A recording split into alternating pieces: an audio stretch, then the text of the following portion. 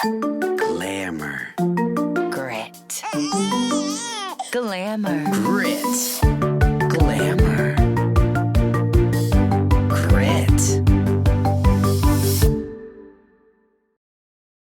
Okay, E-Man, how would you describe me when I get stressed? Stressed. Oh, okay. So we're fighting today. No, I'm going to talk about the connection between stress and having a stroke. Oh, God. Okay. Heavy. Okay, I know, but it's important. Do you remember, well, of course you remember, but how insanely stressed we were when I had Mick? Yeah, I do. But luckily, we dealt with it by leaning on each other and we got through it. Exactly. And knowing how to cope and manage your stress is so important. But first, you should find out your own personal risk for a stroke. Getting insight into both of those things can only benefit you in the end. And luckily, if you're in North Texas and you have Texas Health, they offer a free 5-minute stroke risk assessment online and information on coping strategies for stress. Even if you're not in North Texas, you can still take the assessment. Everyone deserves to know where they stand. Just go to texashealthnumbers.com. Hey guys, welcome back to the Glamour and Grit. Monday is my favorite day. Well, and why, Eric? Because it's Celebrity Monday. Celebrity Monday! And this especially is making me so happy because we're reuniting with two friends that we haven't seen in a while. Are you tearing up already? Of course I'm tearing up. This is amazing. I'm so rubbing happy. our eyes. We are obsessed with this couple, in love with this couple. They are our yin to the yang for everything in life. They are just amazing, amazing, amazing. Did I say amazing? Yeah, but you should say it that many times because they're inspiring to us. They're incredible performers and artists, but an amazing marriage and amazing people. And I think it's just so much amazingness happening. We should just bring on. Let's bring them in, baby. You want to count them in? Like Three, countdown. 2, 1. All right, welcome to the Glamour and Grit. What's up, Sasha Clements and Corbin Bleu? Hi, guys. Hi, that was the most beautiful introduction. You are amazing. We miss you. We love you. Thank you. Hi, gang. Well, oh my thank God, y'all. I'm glad I didn't whisper it because I usually do like a little of an ASMR. It's kind of like a sultry kind of Yes. intro to the show with like a little like low rasp And to we're, it. we're pretty kind of a family show, so I'm shocked. It's just, I like to slowly introduce people to my annoyingness of my voice. So I like to start it very soothing at first. And then so they're stuck. I want to just real quick for the listeners, just talk a little bit about what y'all have accomplished in your careers. For anyone who's been living under a rock, I think it's important. And I like to do this in front of the artists because they need to know how amazing they are. And they don't get reminded enough. So he likes to fully embarrass y'all, and there's nothing worse than people telling you all your accomplishments. Oh, y'all already embarrassed us with that introduction. I thought that was the end of it. Was it the tears? My crying? Was that it? Or okay, no, real quick. I mean, What's crazy is we've fully stalked y'all now. I saw y'all's faces today, but I'm I've gone back to interviews of Sasha in 2015, 2011. Oh, I'm wow, really? Oh God, yes. I do my preparation.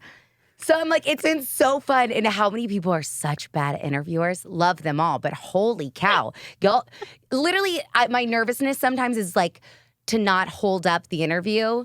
But then you guys really know how to rock and roll when it comes to interviews. So I felt really good. I was if we suck, y'all will be great. No, I feel like there's plenty of suckers out there when it comes to the interviews that we've done. I have plenty of them out there that I cringe at if I ever see them. Yeah, I'm cringing that you saw anything from 2015. No, it was y'all are the I need to cutest see people. this. Oh my God, it's so freaking cute. And all y'all's gifting suites interviews, it's been. Oh my God. Wow. Oh, it has been to die for. So I have fully stalked you. But for our listeners, Eric is about to do a quick deep dive. Yes. So Sasha Clements, she's a Canadian actress. She's first known for her role as Kiki Kincaid. I love this name, by the way, Kiki Kincaid, on the Teletoon sitcom Majority Rules. She's been in a million things. She's also starred in the Disney Channel original movie How to Build a Better Boy. She did episodes of Degrassi, The Next Generation, which I think is really cool because isn't that where Drake got his start on television on Degrassi? I was All Canadians. Just it's Drake a rite of and passage for Sasha. Canadian actors. It really, I'm so jealous. I never got to work on that show. That's so cool. And of course, Hallmark Channel original Love for Real, where she got to work Hallmark alongside Corbin, which is amazing. I can't wait to talk about that. It was also in the Lifetime Christmas movie titled Christmas Dance Reunion. So jealous. NCIS Los Angeles, and so many other amazing things. Such a privilege to have you. And her amazing husband, Corbin Bleu, who I think the entire world fell in love with maybe first your hair and then your charisma and your charm and your talents on the High School Musical trilogy, where you start alongside Zac Efron as Chad Danforth, which was, I mean, just iconic on so many levels.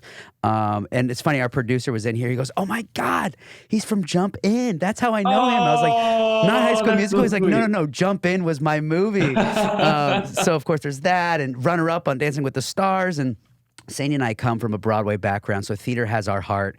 And where you just won me over on every level was just your performances on Broadway, from In the Heights to Godspell, Kiss Me Kate, Holiday Inn. I mean, the list goes on Little and on. Shop. So there's so much to dive into here. But again, thank you guys for being here. It's such an honor, such a privilege. And should we just jump into it? Yes, and like Corbin, I love you, but Sasha's career is kind of my dream. Like Hallmark and Lifetime. Dream come true. Like that would be the ultimate. So love you, Corbin, but Sasha. No. But also you're kind of the dream voice actress queen over here. Oh, it's just nice because I can be like, fat and pregnant or in my pajamas or, that's the nice part. I can live my best life. But let's jump in. Were you all both child actors? Did you begin both when you were little? Yeah. I mean, I started when I was 8. I'm from Toronto. So I started as a kid doing a bunch of commercials, print. The first audition that I ever went out for was an open call for Kellogg's Rice Krispies, and I got it. And I didn't even have an agent. Oh my God. So that it was very lucky, and it kind of propelled me to start doing, the child actor route in Canada. And then I began to take it more seriously in my teen years. And then I moved out here to LA when I was in my early 20s. So I started really pretty young, but he started even earlier. Yeah, at 2. And we actually both come from, because her father also was an actor, is an actor. And same thing, to this day, my dad is still an actor as well. You've seen him in tons of commercials. I love pausing the television to see him on a commercial. For those that watch Jump In, the guy that plays my dad in the movie, that's my real dad. So, oh, no way. Yeah. So I and my mom used to do it as well. So same thing. I kind of grew up going to his auditions, and I would sit in the waiting room of casting offices while he was working. Mm-hmm. So I literally just grew up knowing the world and how it works. And same thing. I started really early. I ended up working as a Ford model in New York for Tommy Hilfiger and like Gap Kids. Same. Yeah, and then I worked and then I worked off Broadway when I was 6, and then I started doing a lot more film and television stuff. And we moved to Los Angeles when I was 7, and I started doing a lot more feature films. And of course, High School Musical was the project that really just propelled my career. Mm-hmm. So was it being both from parents that were in the industry? Because I know nothing about that. Like, my mom ran retirement homes. My dad was a general contractor and a horseman from northern Minnesota. I never had any sort of influence or any of that in my life. Was it from an early age where you realized, like, oh, this is what you do. This is what my parents do. This is what I'm going to do. Or was it kind of, did your parents kind of influence you into the career, or how does that kind of all happen? Well, for me, my parents always nurtured. I'm the oldest of 4, and my 3 younger sisters, none of them are in the industry. So that's a great indication for you that no, we were not necessarily forced into it. They really just nurtured whatever our passions were. I did show inclinations from an early age of just loving performing. They gave me my first pair of tap shoes also really early on. And God bless them for that. Seriously. Thank you, Mom, Dad. I've just always loved singing and dancing and performing. And it was wonderful that I did have parents that were in it, because they had already worked and navigated so many of the hurdles that you start off with in this career. So I was able to learn from their mistakes, which was wonderful. That definitely gave me a beautiful jump start. Yeah, and I guess for me, I had visited my dad on set plenty of times. It was very familiar to me, so that when I started auditioning, when I started booking as a child, I guess they kept like complimenting me and saying I was so mature for my age, and I was just like there for the work, and whereas other kids were just going wild on set. So I think it kind of helped in that way, where I knew that I kind of had to go to set to work and to respect the set, respect the people on set. So that was where it was really helpful for me. Mm-hmm. Yeah. Boots, built for the Western lifestyle by cowboys and cowgirls who live it every day. Their exceptional quality and unmatched attention to detail come from the heart of years of experience. You'll hear people say they don't build them like they used to.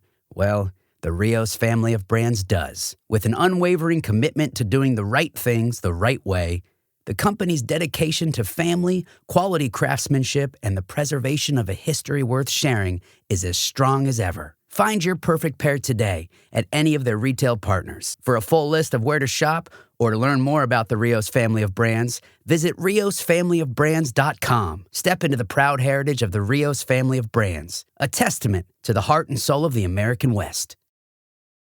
So cool, because I mean, we've got a 2 and a 4-year-old, and I'm just like thinking about cute. Neither have been on set yet, because it seems like all of my stuff's been taking me on location, and it just wanted to make sure they were at an age where I felt like Daddy's sets are a little bit more intense to go visit. Yeah. Like, I think there's a lot of usually drugs and guns. Wouldn't be the best place for a 2 and a 4-year-old to be rocking and rolling. They are more intense films and stuff, but I'm like, I do have it in the back of my mind. Like, my 4-year-old's starting to understand, like, oh, Daddy's an actor, and I start explaining to her the characters and stuff. I'm like, when is the right age to kind of introduce her to the set and to kind of be around the culture, because it's going to be so much a part of her life. But it sounds like for you, it's like from 2 years old. Like, I'm behind the times here right now. I mean, not necessarily. And I think as long as you tell them it's fake, because my little brother, he ended up watching a movie that my dad had done many years ago, and my dad dies a very, very like in an action filled scene. He gets shot and he dies. And so he went to school the next day and was like, my dad died yesterday. And so my dad was shot. Yeah, and my dad was shot. And so the teachers Oh my gosh. told out my siblings, and they were like, is he okay? Did this happen? And they're like, oh my God. He just watched a movie that he was in. So as long as you have that clear line. I'm dying. That is so brilliant. Oh my God. Now, so High School Musical, the High School Musical, happened before y'all knew each other. Yes. Yeah. So Corbin, did your life, like, was it wild? Did y'all know while you were filming, like, my life could change overnight? Like, No. We had no clue that it would become what it did. It was an amazing opportunity to be able to put all of these skill sets into a film. We're teenagers. We're getting the opportunity to sing, to dance, to act. It also incorporates sports. It really was such a beautiful script and opportunity. But we had no idea that it would become the lightning in a bottle sensation that it did.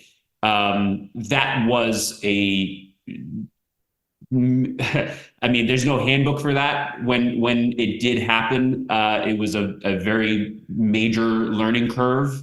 Very quickly, and you're just going, okay, well, that's it. My life is completely different now overnight. So how do we adjust and how do we adapt? And I'll go back to my parents again with that. I really do thank them for, no matter what, they always instilled in me that it was about the work, and that and also the understanding and the importance of the position that I was also put in now as a teenager, who's someone that other teens are looking up to, and just certain decisions that I can make. Now, there's a lot of pressure with that, and that's something that later on in life I learned to also deal with. That I'm like, you know what, I don't have to please everybody, and I'm not perfect. But I do know that the groundedness that came from my parents, my family, and my team, the people that are surrounding me. I don't have yes people on my team. I've got a really incredible team. That made such a huge difference. But no, that all happened before we met.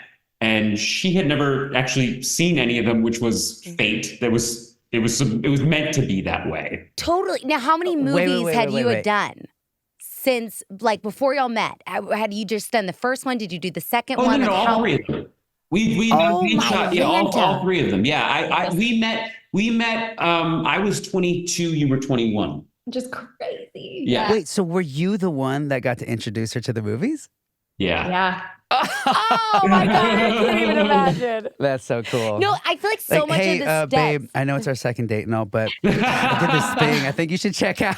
I'm kind of a big deal. I kind of want you real bad, and I think this might help you. No, it's so true, though. It's so wild, because so many of the stuff, like iCarly and what was the other one, about the boy band? Oh, Big Time Rush. Big Time Rush. They were like I had just missed it, like those times. So we'd be sitting at my favorite restaurant, Benihana, and like all these little girls would be going bonkers over him. And I'm like, why? Like, I don't get it.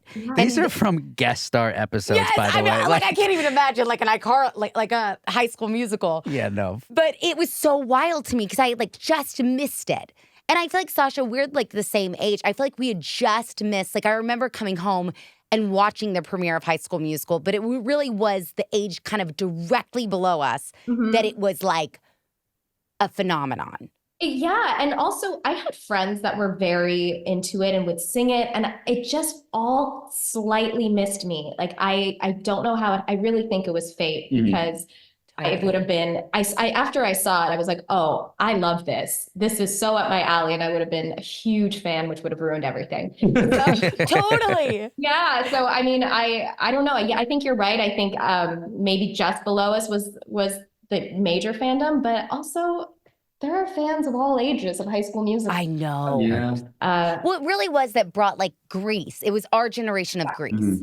Like where it's everybody knows Grease. And I feel like everybody now knows High School Musical. Yeah. It really was that first musical kind of back that brought everybody in and kind of did the new generation where Rizzo and them are smoking. Musical. Yeah, and we all know the magic of musicals. We know what that can do to our souls, and it was an original one for that generation. I mean, it was a home run in that way. Yeah, and I feel like y'all were in a sense all unknowns, so it was nice seeing like these. They made everybody feel like, oh, I could be famous, or I could be, you know what I mean? It made y'all just normalize y'all and humanize y'all, which I think helped a lot. Now, did y'all feel, so once y'all met, did you kind of feel like, Corbin, you had been living the pressure of this life and kind of everybody knowing who you are and this fandom.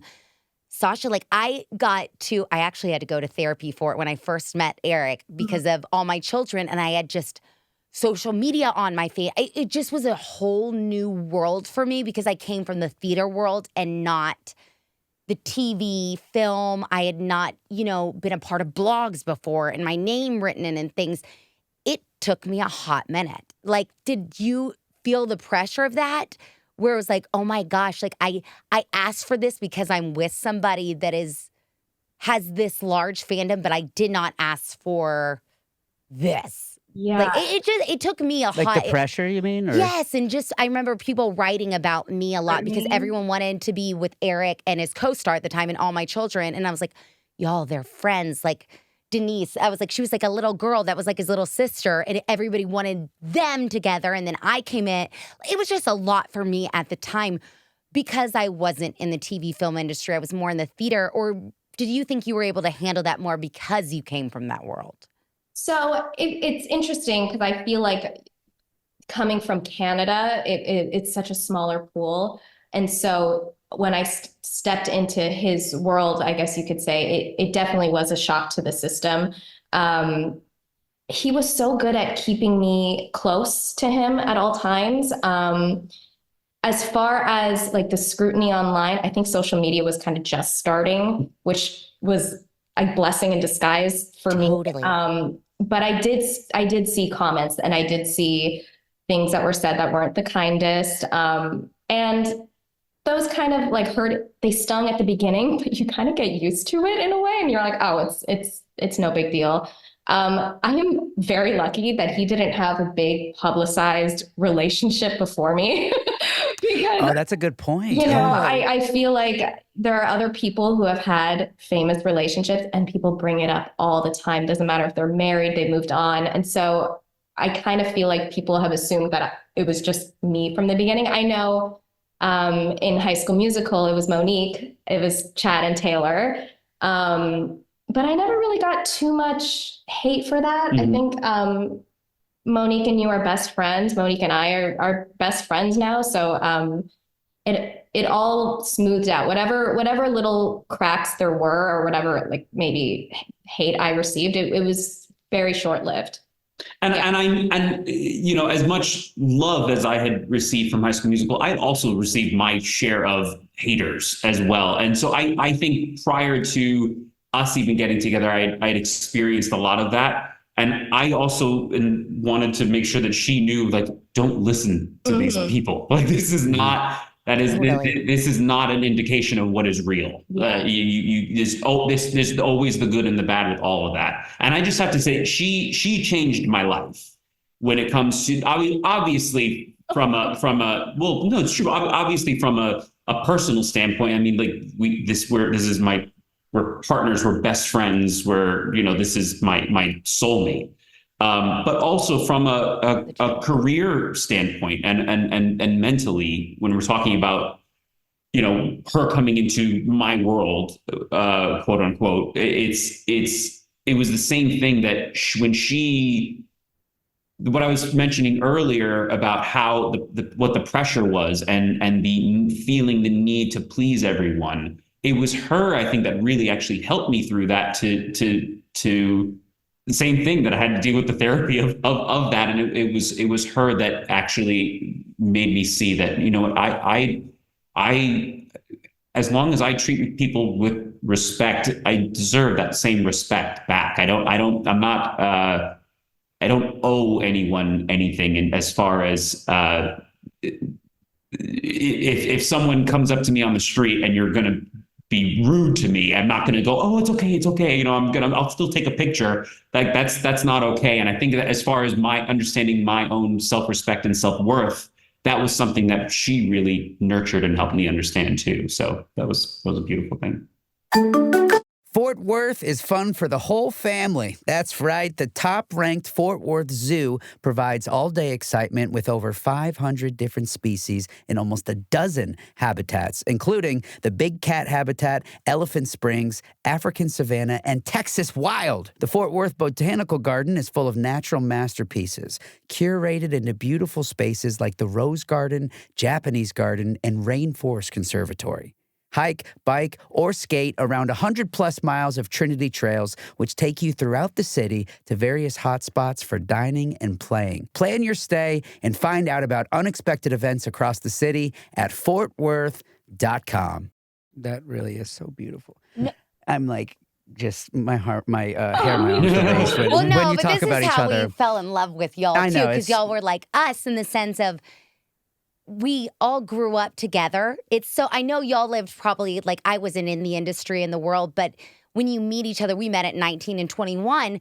You really grow up your 20s with a person. It's such a different, they always say like, don't date people in your industry. And it was like, I am always like opposite. I was like, it's the greatest blessing because nobody else gets it. Yeah. Like you get it. Yeah. And get the scrutiny and the beautifulness and turning into these characters, and we'll dive into like traveling all the time and being long distance. And I feel like nobody else gets it unless you really kind of understand the industry.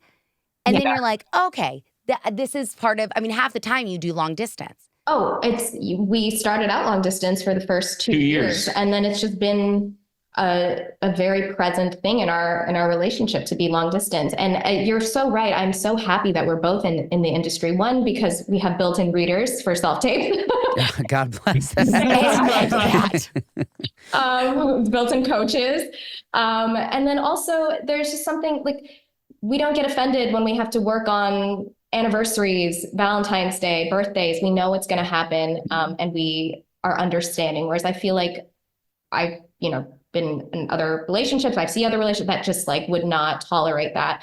And it's just nice to be able to speak the same language. Do you guys have like a set of like you know, not necessarily like thought out rules or whatever, but like just kind of a guideline of like, okay, we don't go past 3 weeks of not seeing each other. Like we make sure that you're on set this many days. It's 3 weeks? It's 3 weeks. We have a 3-week rule. Yeah. That's same here. Oh my God. No, and we always, like, I've gotten better about it, but I used to say, Eric, no, like, super big sex unless you're, like, gonna win an Oscar. Like, I was like, if you're showing your TT, you better be nominated for an Oscar. Or, like, 1883, I was like, if you're doing sex, like, it better be good. Like, I don't want you doing sex in, like, a tiny independent film if, like, the story isn't epic. Right. Like, I remember we used to have all these... We've got, like these morals, like, these relationship morals and kind of code of conduct, like, unspoken, but yet some of them have been where we just know we're not going to cross those lines. Or I'm always like, it's the perfect ammo with our kids. Like, I'm like, if you are... Just know if people are trying to go after our kids, they're going to Google you. And, like, what pictures... do you want to show, or what things would you be okay? Like, if they making fun of daddy naked, then I hope Molly Morgan go, well, you know, he got an Oscar for that. So, or, you know what I mean? Or have you seen the Rotten Tomatoes of that? Like, that's the kind of thing we've always said is progressing. I don't know if anything is necessarily black and white in terms of that. It's communication. I think that's the major part of it, is that we talk and communicate about everything. And always want to come to an agreement and an understanding, and what both be able to feel happy and comfortable in whatever the situation is. So I can't necessarily, other than the 3-week rule, and that's just for us, for our sanity, because usually after 3 weeks, it's when it starts to just get like, I miss you so much, and you also get out of sync. Yeah. There's totally. That, you know, that. When even like after 3 weeks, but even once we do get together, it takes time to get back into a rhythm again.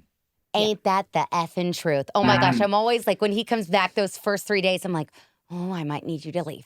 You're really messing up what I have established here. Even with the dogs, I'm like, his mom usually comes to live with me, and we'll, like, his mom's Teresa, and we'll look at each other, and I'm like, oh my God, when is he going to leave again? And she's like, I don't know. I'm like, it's sad but true. Like, I mean, you know, you get in your she gets in her little grooves, and they've got their thing figured out. And then I come back from summer camp, and I'm like, got all this new energy, and I'm talking about these new things. And it's like, there's been this little bit of separation, which is like you said, like that curve of like getting back into the groove of things and kind of settling back into what we knew before. But it's kind of this constant, learning curve, like what you said. And evolving. It's so wonderful that you keep yourself so busy, and you're like, okay, you're gone. This is my life now, you know? And that's something that I definitely, in the beginning was like, oh God, he's gone. Oh, what am I going to do? Now he's gone, and I'm like, oh great. It's my time. Totally excited. And then another thing that we do is, we have a date in sight. Like we make sure to book, like, okay, even if it's past 3 weeks, or like, at least we have the date booked, so we have something to look forward to. When it's an open-ended trip, that's when it gets heartbreaking and brutal for us. But having that date set to see each other is really important. That is like, okay, I'm going to ask a very random question, but we've been talking to a lot of our guests have been on these phenom shows that have just kind of gone this crazy fandom. When you guest starred in High School Musical, the music or the series, right? Did you see a difference in those kids in a sense of where you guys were and where they are, in the sense of like social media? They have all these, they're almost like these little brands where individually, where you guys, I feel like, were under the umbrella of a brand. If I feel like makes sense, it wasn't like the Zach show, the Corbin. Like, I feel like I knew y'all as like the foursome or the sixsome, like as a collective ensemble, where I feel like nowadays they're more of individual brands, if that makes sense. Yes. So as far as social media goes, yes, that was something that Twitter was just, when the first High School Musical came out, Twitter was just first starting. That was like, there was no Instagram, there was no TikTok at that point. It was just, and it was used, it was talked about as a tool to be able to connect with the fans. That was how it was perceived. What a beautiful tool if we'd still have all that now. Yeah. And of course, like we said earlier, there's a lot of trollers and Yes. things that are said, and you learn that there was a learning curve with that. But on the new series, they call cut and they're on their phones and they are posting and making sure that they capture everything. It's a whole other side to their business and their brand, which I think there's a wonderful part about it the business moguls that are in them, but for me, I'm also like, I wish that they were able to when the cameras cut, that they can just enjoy their time and play and just be that sense of normalcy. But on the flip side of that, their conversations around wellness and mental health are a constant.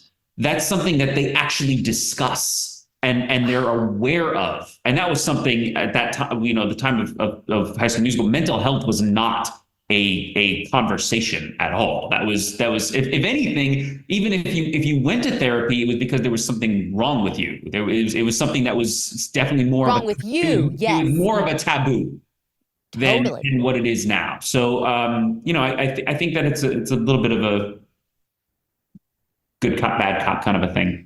Are networks, are they kind of involved in kind of curating this social platform? Like, are they, encouraging that when the cameras stop rolling, like they're all doing their thing to kind of get more word out about themselves or about the show? Like, is this part of what the show is expecting now for these kids? I think so. When it comes to the networks, there's always now a social media head or even a social media team. And there are email blasts that go out. There are apps that when I joined the series, there was an app that I had to download that was specifically for all of the media that was sent over and all the different photos and all the different promotional materials that we have to make sure that we post at a certain time. So there is an entirely new area it's just a part of it, which it's just, I think, a deeper version of what we had.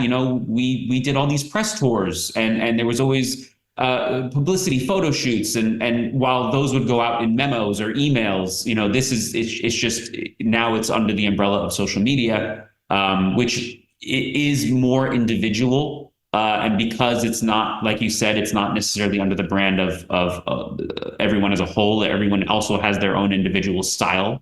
I feel like it's a good and a bad thing because there's the pressure on you to actually have that own individuality and to be creative in that way. It's not the job is no longer just the job, but they also get that opportunity to show themselves and stand on their own 2 feet. Yeah. Instead of just being like behind these characters of what people imagine them to be. Right. It's like, okay, speaking of mental health and health, Sasha, I know you faced a massive autoimmune disease or still struggling with okay, how did you start seeing signs? Like what all went down? Like, Corbin, did you know something was going on? Like, was it just, because I've just done a little thing with my son.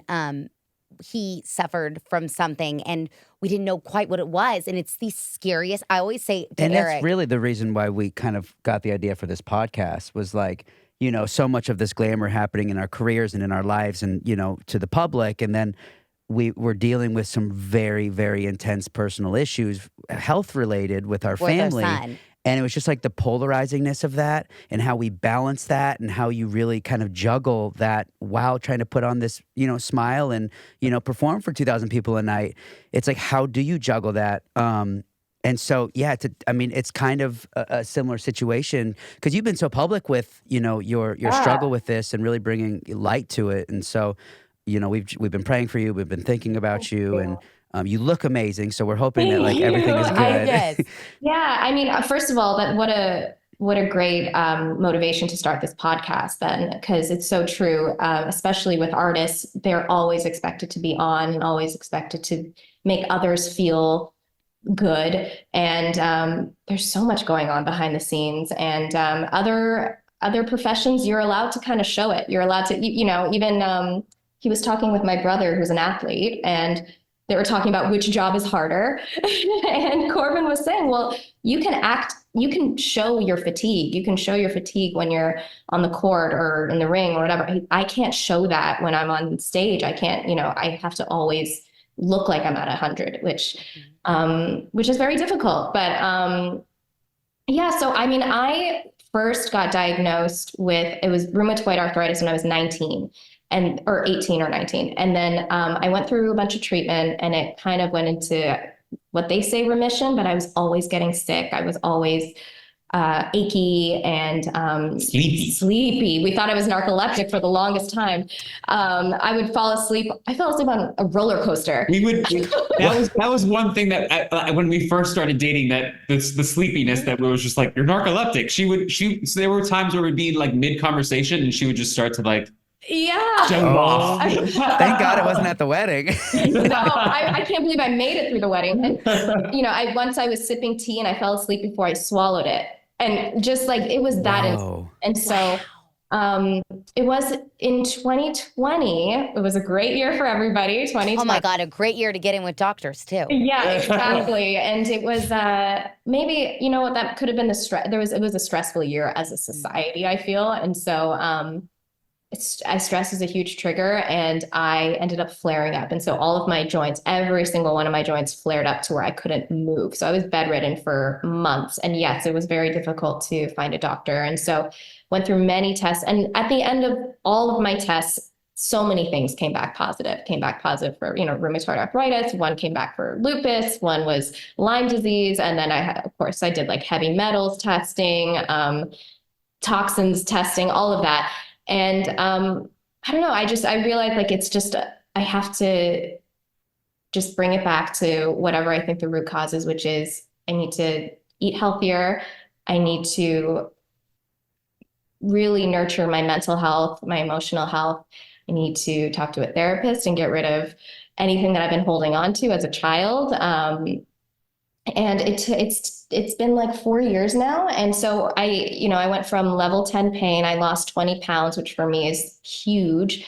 I got down to like 89, 90 pounds, scary, which was very scary. We had no answers for a long time. I had major doctor fatigue and research fatigue and just all the things. And it caused a lot of pressure on our relationship too. And I ended up changing my life, and I changed my diet. I changed my my daily practices. And so, yeah, I started, like a level 10 pain for about a year, and then it's gone down, and it's not completely gone, but at this point, I think I'm about a 1-2 level pain, which is so much better than I could have ever dreamed. Thank you.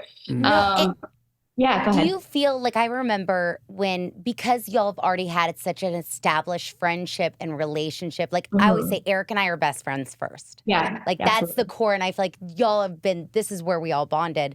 I remember when Mick was so sick, I remember being like, Sainty is gone. Like Eric, give me a minute. I'm going to come back. Like, I swear and I don't think our marriage would have survived if he hadn't have known me. Like, no, I'm still in there. And give me this, like, I'm going to cry talking about it, but like, give me this time to focus.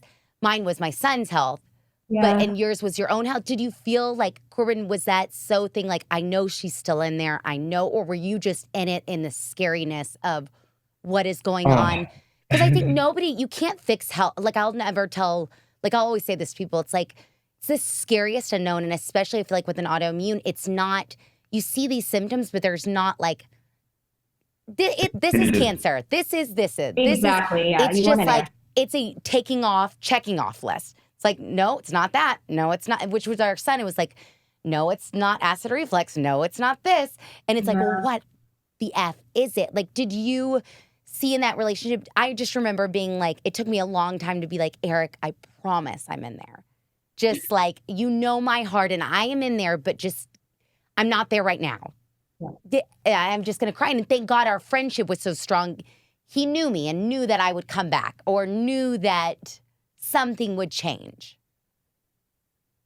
Wow. I mean, there were so many stages. And I think our base, our established core of what our relationship is what truly allowed us to thrive and make it through what was a very, very difficult time. You know, when it all first began, just like anything else, you go, okay, well, you know, we'll get through it, and it's not how long is it going to be? You know, it's Totally. not. You never think that it's a long game kind of a thing. Now, from the beginning, as she was diagnosed when she was 18, 19, I knew that this was always there. And as we said, there was always like symptoms that were throughout, but it was when this originally happened in 2020. And everything had shut down. So it was weirdly a blessing in disguise that we were home. We weren't traveling. We were just able to shut the doors and work on what needed to be worked on.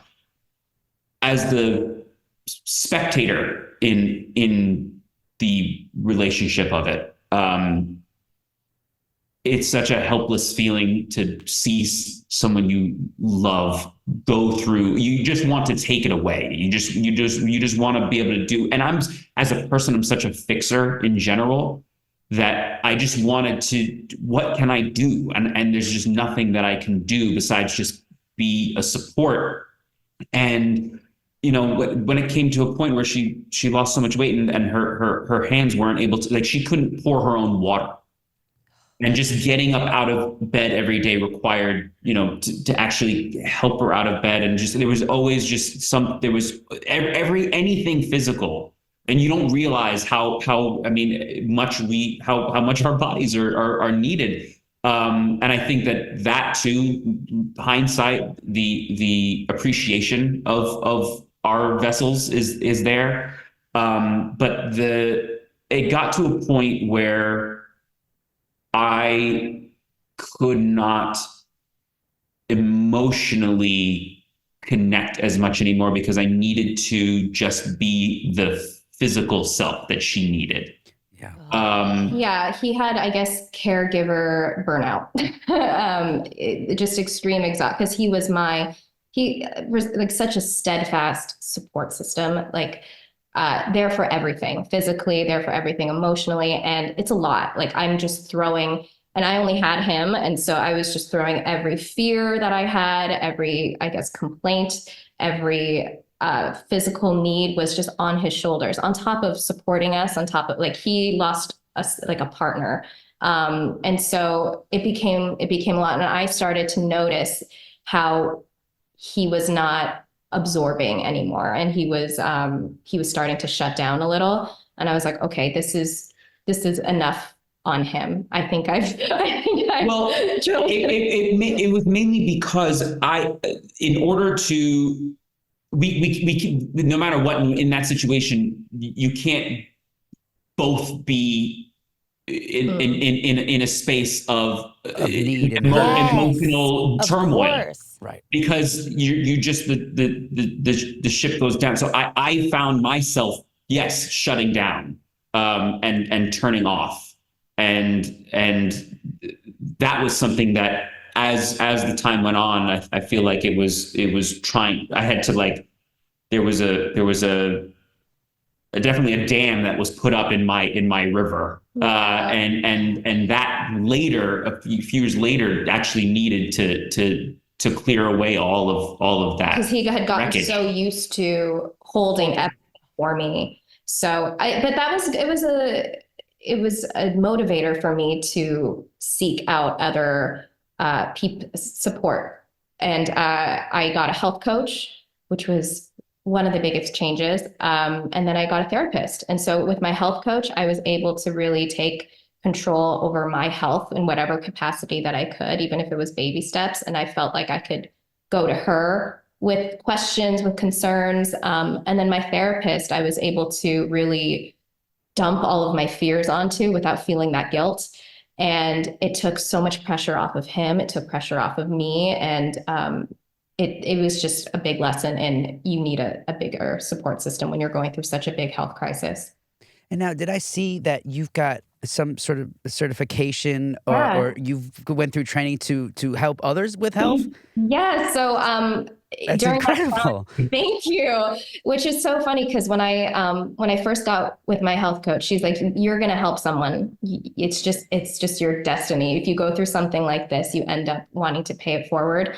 And it's so true. I learned so much just firsthand experience, but also in everything I've researched, everything I've learned, everything my doctors have tried on me. I feel like I've been a guinea pig. And so I decided to, take a course and become certified in health coaching and help others. And through my social media, I definitely want to help. And I feel like that's been really purposeful for me. Anytime I've talked about my story or have talked to other people, it's just been such a lovely response. So I wanted to have some sort of certification behind me before, just to further that. No, but it's The wealth of knowledge that she obtained throughout this process, and the resilience of she never threw in the towel as far as just going and this is not, all forms of medication are Eastern medicine, Western medicine. It's all to take all of it into account. She never just said, all right, I'm just gonna just take these meds and just hope for the best. It was truly trying to learn from every possible fountain that she could. And the change of diet was such a huge factor. And that's something that, as because we've been through so many doctors, the amount of doctors that would say, she would say, what can I do as far as food? And they go, you're fine. You can eat whatever you have. It's fine. Just take these meds. You're like, no, it's not. Look at my body. And there's so many other factors, and so much of that also had to be done by her own research of just and learning from so many other people, and the fact that she actually went through that process and now is doing what she's doing and paying it forward. That's like the definition of like taking the shit, using it as fertilizer, and growing something beautiful out of it. Eric, Yeah. good metaphor. Absolutely. Oh my God. No, I completely, though, I feel like we were not similar, but very similar in the sense of Eric was away during all of Mick's trouble. And I really can't even imagine. I always say it was like the worst. 1883 was the biggest blessing in his life, but it was the worst time in my life. But I always say now, looking back I'm like, if he would have been home, like what you guys experienced together, I mean, I think that's the hardest thing you could possibly go to, because it's like he also had to pin it up. And I remember I woke up one day and I was like, Mick could always be sick. And I need to change my life. So I did intermediate fasting. I stopped drinking a year, lost 60 pounds, changed my whole life. And then it was like, I got myself better, Mick got better. And then it was Eric's turn to and it was such an I remember waking up one day being like, you haven't grieved any of this. I've got to grieve it. I've got to live it. Mick got to grieve it. We did it together. Always say Mick, and then Eric had all this PTSD that he didn't get to grieve it. And it was such an interesting time. And the same, it was like me on the outside, I got to look at him, but I really didn't care because Mick and I were in it.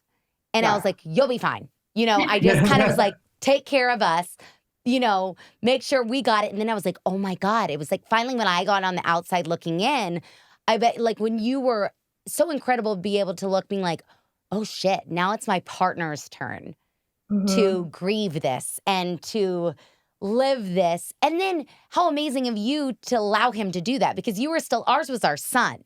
I don't know if I'm as strong as you to be able to be like, oh, you have no idea. You need to grieve this. Imagine what I have to live with. But it takes an incredible person and selfless person to do what you did, to even acknowledge it. Because people really, you don't realize it until you're in it. And it's and the whole world doesn't.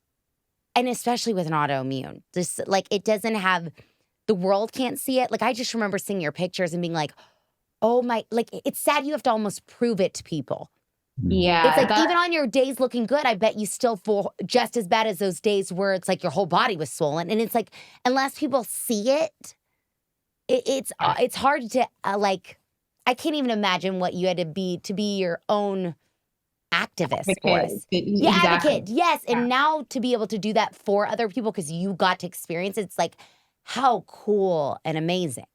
Thank you so much. And I mean, it sounds like you really understand the project. Yeah, because I know you went through it with Mick, and as a mother to go through that with a child, I can't imagine what that's like because we don't have kids.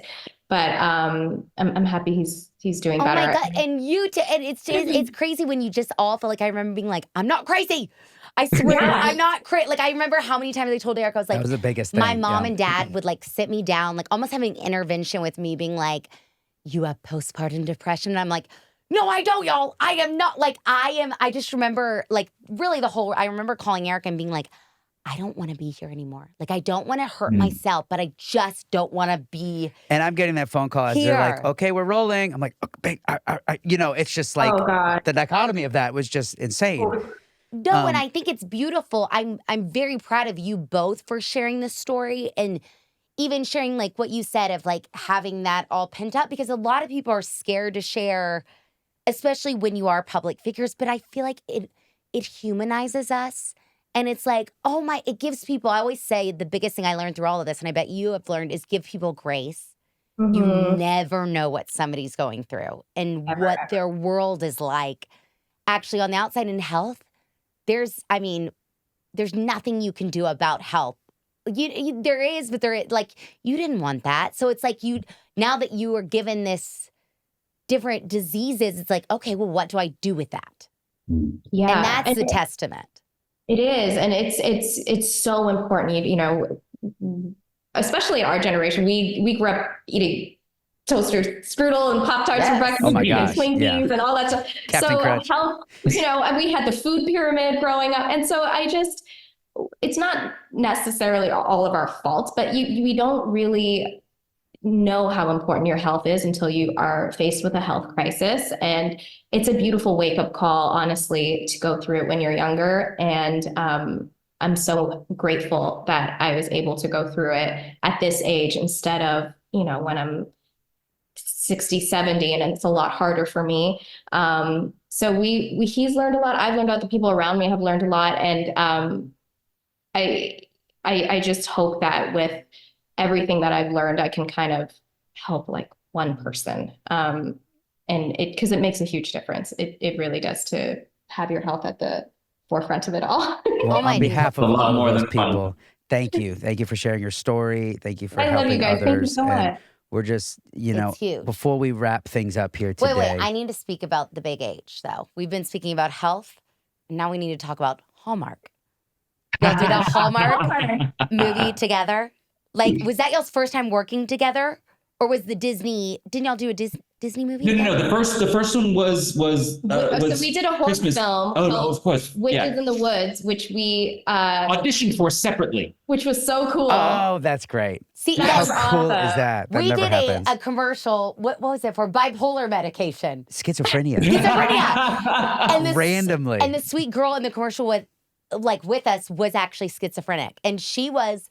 Oh my God, I've never laughed so hard. Like, she was the funniest, wittiest. Do you remember her? Yeah. It was but like again, one it was like we both randomly auditioned for this thing and both ended up on it. So it's like I always thought we'd probably end up on a kid's show together. Like, not a schizophrenia commercial. Right, of all things. You know what I mean? It was, you never know. You never know. This was a horror movie. It was a horror that we sent in 2 separate self-tapes. They ended up booking the both of us separately from that. And we were like, well, guess what? You get to save on a room because we're married. So we did that. And then we did a Christmas dance reunion, which was a Lifetime movie, which was awesome. My other Christmas and Lifetime. Oh my God. It was awesome. That was the one where his mom was the most excited for, honestly. She was like, you're doing a Lifetime. Every mom in the country. And yeah, that was so great. We got to dance. And I mean, it was, again, funny because I wasn't his love interest. I was Monique Coleman, who was Taylor musical, was his love interest in this. It was great to see them work together. And then it was just the three of us, and it was so much fun. It was also during the pandemic, so it was a nice little bubble that we got to be in. And then the Hallmark movie was called Love for Real. and he was basically playing The Bachelor, and I was one of the contestants. It was a quick little And that spot. was that the one in Hawaii? We've done 4 films together. And well, because the fourth one was the Campfire Christmas. We've done 4 films together, and Camp Hideout. Camp Hideout. And we've never played love interests in any of them. The closest one was Love for Real, which, like she said, I'm sort of a Bachelor character. She's one of the contestants, but did she get a rose? Like, did you choose her? No, I refused it. She actually walks. I want to give her a rose, and she walks out. Oh my gosh, that's too good. Yeah. Oh my God, that would be my dream come true. I was like, Eric literally knows if I can do Hallmark or Lifetime, I can retire. This is true. Would be my dream. Oh, Did they shoot in Canada still? Is that where they all shoot? We shot that one. No, we shot that one in Hawaii. Why? That's what I was just gonna. Yeah, dream come true, y'all. That was a dream come true. That was Oh epic. my God. Okay, and so now that you are our Broadway boy too, we're coming back to New York City.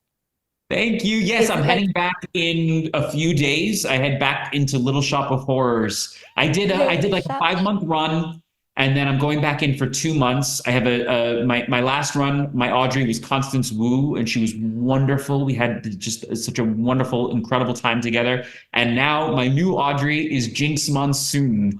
Yes. And I'm so excited. It's going to be completely different, but I've been a fan of hers from her season of Drag Race. That was my first season that I ever watched Drag Race, and I called out from the beginning. I was like, I hope she wins, and lo and behold, she did, and now I get to work with her. I'm so stoked. But how long are you going back for? Doing the show has been just a dream. Say that again. How long are you going back for?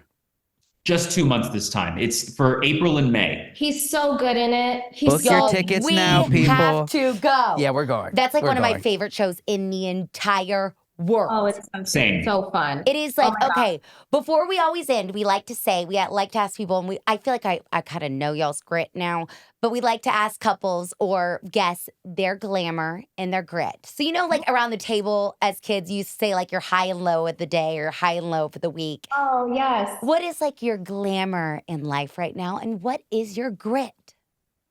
Okay. It's so funny. I feel like they're both the same thing. Yes. So we just finished a 2-year renovation. Which we're still married. Thank God. I swear this renovation was more pressure on our relationship and our marriage than the health crisis. But you guys did it, right? You guys did it. Well, we did a lot of it, yes. But we also had a contractor. We had a team, but we also were heavily involved the whole time. And it's true what they say. Like the 2 biggest things on a relationship as far is having kids and going through a renovation. Renovation, yes. Whoa. This was a crazy process. As far as the glam, I feel like the final product feels very glam. We're so proud of it, and we set out to make a home together, because that was prior to that we were in my old place, which was like my old bachelor pad, and It was a bachelor pad. It's time. It was an awesome spot. It really was. But it was, no matter what, it was mine, and we wanted to make something together, and this. Truly heart and soul into it, and we're so every day we walk through, we're just like, we're so happy, we're so grateful that this came to fruition. Are we maybe gonna get a renovation show? Are we maybe gonna get a renovation show? Let's hope. You know what? That was something that we talked about. Yep, and going through that process, we don't want to. I was gonna say the stress alone probably deterred them from that ever happening. No, we don't want to go through this again, and I feel like that's part of the grit too. Totally. we're not done. There's still stuff to do. There's always going to be stuff to do, but there's see that there's a hole in the ceiling right there. Oh, is that what that is? oh, Okay. that's there's supposed to be a speaker there. There's stuff all over. There's still holes everywhere. Of course, it was energy draining, financially draining. It's like, so now it's at the point of like, all right, it's just buckle down time and just get back to work. So that's definitely where a lot of the grit comes into. Yeah. I'm no matter what, I'm so proud of what we did. And then also just grateful for life right now. Life ebbs and flows. There's highs and lows, and right now, we just keep saying we're just so grateful. We're just so grateful for the people in our lives. So grateful for where we are. And yeah, I guess that's the glamour. And love it. Well, some of my favorite memories from back in the day were game nights at y'all's old place. So I can't imagine how the game nights are going to go down in this new spot with all that love filled in there. We built it with game nights in mind. Yes. Yo, we're coming to LA just for that. Iconic. Awesome. I was like, we need to be LAians now. Just for that. That'd be Just for amazing. that. Guys, we love you so much. Yeah, and thank you you. again. Y'all, we Go miss see you. Little Shop. Little Shop. Please come on by. We'll let Oh you my know. God. We are going to be there, and Okay. we'll definitely let you guys know. But this was an honor and a privilege, and we love you so much. So We thank love you. y'all. Oh my gosh. I'm obsessed with them. I just can't wait to go see Little Shop. Little Shop. I'm going to be doing that all I saw that day. the first time I saw that show was with Joey Fatone from NSYNC. Oh my, and he is they're going back on tour or something with Justin now. I'm telling you, he killed it. So Bye. can't wait to see Corbin do it. Oh my God. Thank you guys. See you Friday. Thanks, guys. Glamour. Grit. Glamour. Grit. Glamour. Grit. Glamour. Grit.